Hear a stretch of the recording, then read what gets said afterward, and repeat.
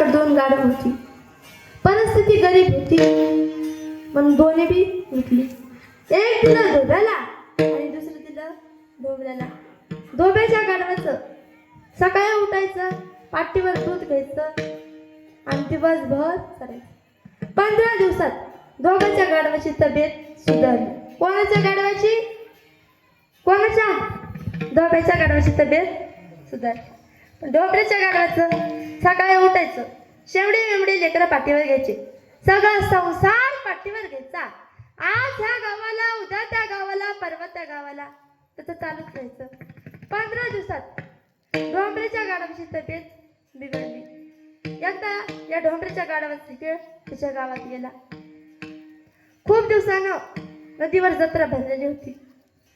ढोंबऱ्याच्या गाढवाचं खूप दिवसानं वजन कमी झालं होतं पाठीचं. तो चरू लागला. तिकडून येताना धोब्याचं गाढव दिसलं. दोघांनी एकमेकांना राम राम घातला. टपरीवर चहा प्यायला गेले. गाढव अमृत तुल्य. आता ज्याला टपरीचा चहा लागतो त्याला घरी इलायची, तुळशीचे पानं, जांबाचे पानं काही टाकलं तरी काय म्हणतात, टपरी सारखा चहा जांभलाच नाही. आता मग धोब्याच्या गाढवानं ढोंबऱ्याच्या गाढवाला प्रश्न केला, दादा तुझी तब्येत खूपच खराब झाली, म्हणजे मला खायला कमी देतो आणि काम जास्त करून घेतो. धोब्याच्या गाढव म्हणले, सोड तुझ्या मालकाचं, चल माझ्या मालकासोबत. माझा मालक खायला जास्त देतो आणि काम कमी लावतो. ढोंबऱ्याचं गाढव काय म्हणलं, अरे दादा मी येत नाही त्याच्या मागे कारण म्हणे काय, माझ्या मालकाला 15 वर्षाची मुलगी आहे चंद्री. ती दूर येऊन चालताना माझा मालक काय म्हणतो, चंद्रे दूर येऊन चालताना नीट चल, जर पडलीस तर तुझं लग्न गाढवाशी लावून देईल. मी तीच वाट बघतो, चंद्री कवा पडतील, माझं लग्न तिच्यासोबत कवा लागतं. चंद्री काही पडत नाही, त्याचं लग्न तिच्याशी होत नाही.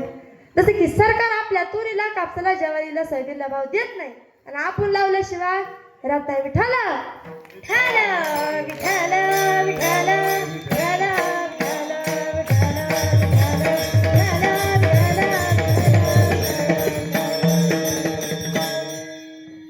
जाळवणी संसार बैसोली अंगणी. अजून काय केलं, जगाला जगणार नाही असं केलं. अभंगाचं 3रं चरण. जनतन धन जनातन धन, जनतन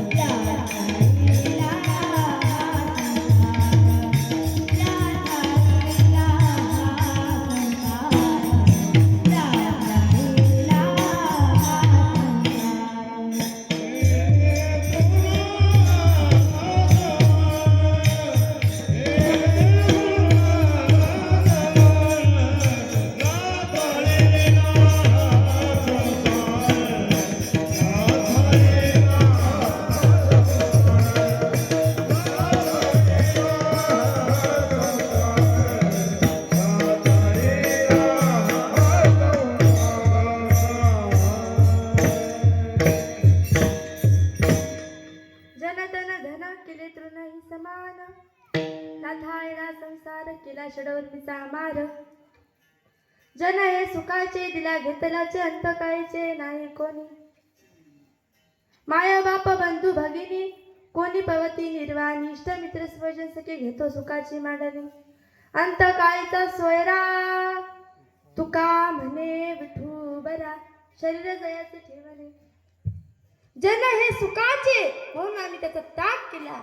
पण का केला, आम्ही ज्यावेळी जगात होतो त्यावेळी आपल्याकडे पैसा नाही. आणि ज्यावेळी आपण जगाचा निरोप घेऊन जातो त्यावेळी आपल्याकडे पैसा नसतो. पैशाची गोष्ट सोडा.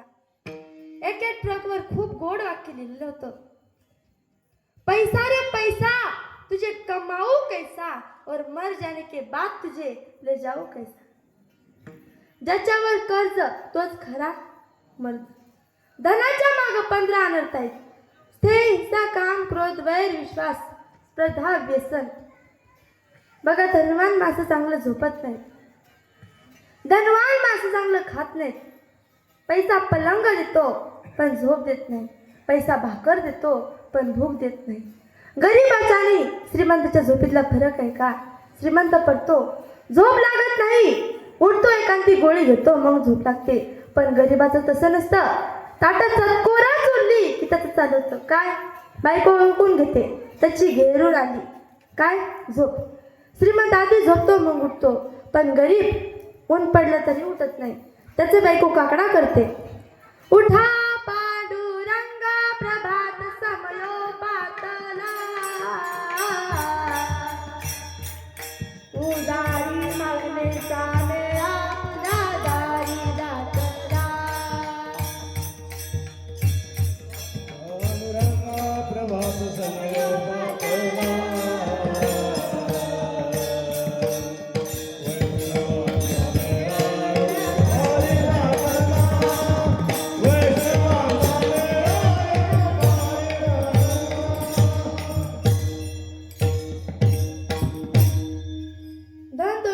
रात भर सोने नहीं देती और गरीब में ऐसी नींद आती जो सुबह उठने नहीं देती.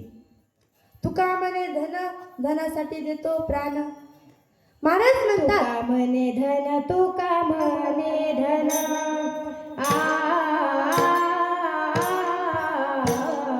तुका म्हणे धन, तुका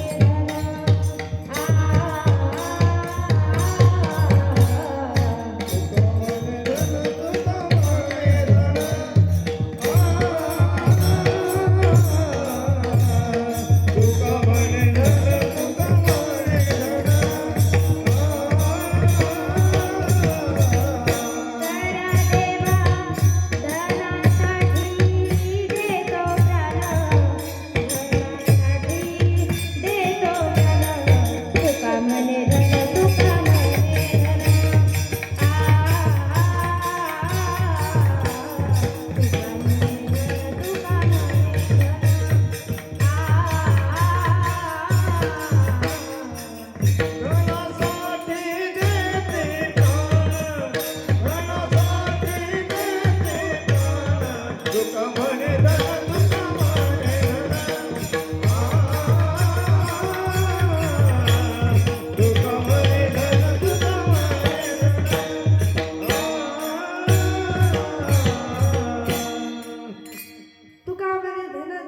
देतो प्राण. महाराज म्हणतात, छत्रपतींना पाठवलं, सगळं नजराने परत केलं. छत्रपतींना वाटलं महाराज 4 चौघात पाकिट घेत नसते. छत्रपतींना दुसऱ्या दिवशी सुवर्ण नाण्याची मोहरा भरला. भंडारा डोंगरावर गेले. ज्या दगडावर बसून तुकोबराय भजन करत होते त्या दगडावरती पिशवी ठेवली व छत्रपती झाडावर जाऊन बसले. तुकोबराय काय करतात ही पाहण्याची सकाळची वेळ होती. तुकोबराय भजन करत आले. पांडुरंग पांडुरंग पांडुरंग भजन चालू होतं. बघताय तर काय, ज्या दगडावर बसून आपण भजन करतो दगडावर आज सोन्याची पिशवी पडलेली होती. तुकोबरायने त्या दगडाला त्याग केला आणि दुसऱ्या दगडावर जाऊन बसले. तुका म्हणे धन, धनासाठी देतो प्राण. वाऱ्याचा झोत आला, दगड हलू लागला, गडबडू लागला. खाली पाण्याचा झरा होता, ती पिशवी पाण्यात पडली. दगड पाण्यात पडला, आपलं सगळं अंग भिजवलं आणि पुन्हा जागेवर येऊन बसला. आता तुकोबराय म्हणाला, तुकोबा या माझ्यावर बसा. छत्रपती झाडावर उतरले, ढसा रडू लागले. तुकोबराय, तुमची परीक्षा पाहण्यासाठी मीच हे सगळं केलं. तुकोबराय म्हणाले, छत्रपती परीक्षा तर कोणाची? या तुक्याची. या इकडे. छत्रपतींना बोलावलं. एक हात खांद्यावर ठेवला आणि दुसरा हात डोंगराकडे केला. एका क्षणभरात तो डोंगर सोन्याचा करून टाकला. विठाल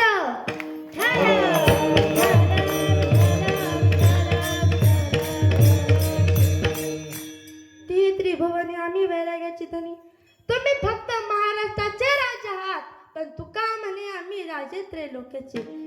धन तृण समान केलं, जन तृण समान केलं, तर सुद्धा तृण समान केलं. जे शरीर भगवंताचं भजन करत नाही, शरीर दुःखाचे गोठार, शरीर रोगाचे भांडार, शरीर दुर्गंधीचे सार, नाही अपवित्र शरीर ऐसे. पण हे शरीर भगवंताचं भजन करत असेल, शरीर सुखाचे घोसले, शरीर साध्य होय केले, शरीर उत्तम चांगले, शरीर शरीर सुखाचे घोसले, शरीर सुखाचे घोसले, शरीर साध्य होय केले, शरीर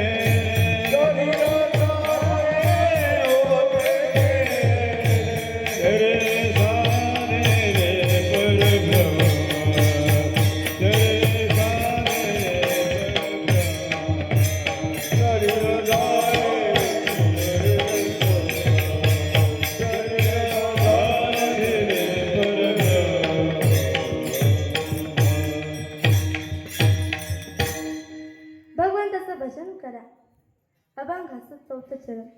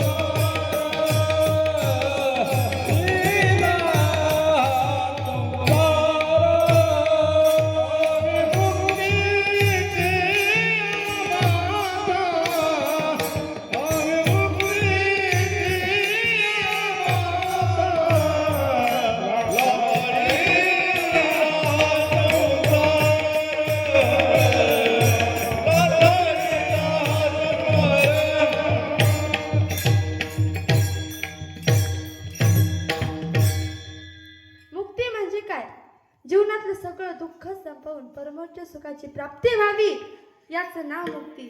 जर तृण समान केलं तर तृण समान केलं आणि षडऋणीचा मान केला आणि आम्ही माथ्यावर जाऊन बसलो. विठ्ठल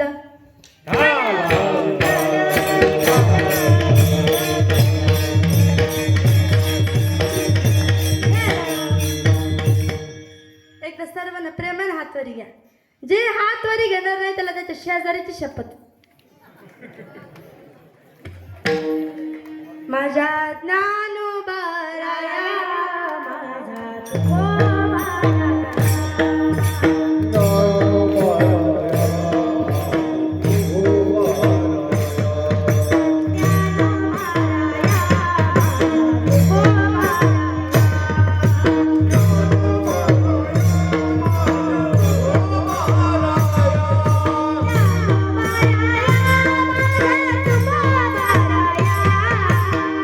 Bye.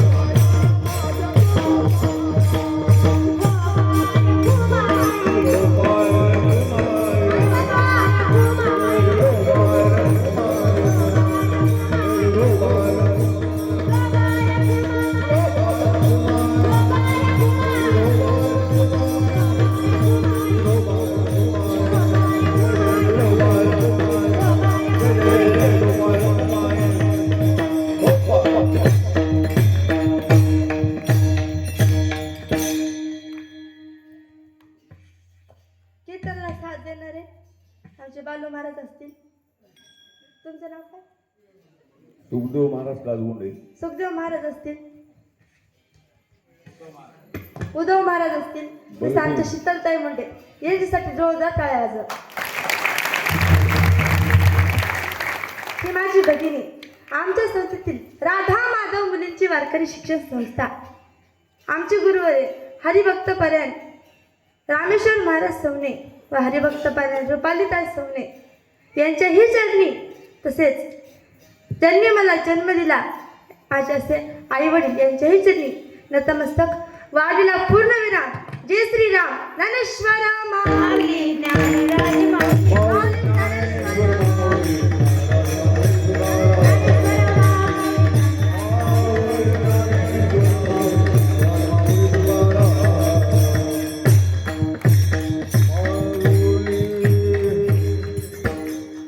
हरिभक्त परायण वैजनाथ महाराज ढाकणे, त्यांना साथसंगत बलभीम महाराज गुरुजी ढाकणे.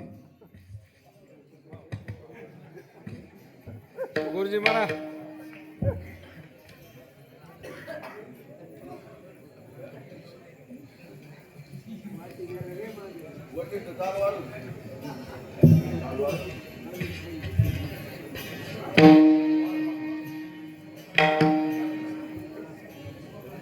हरी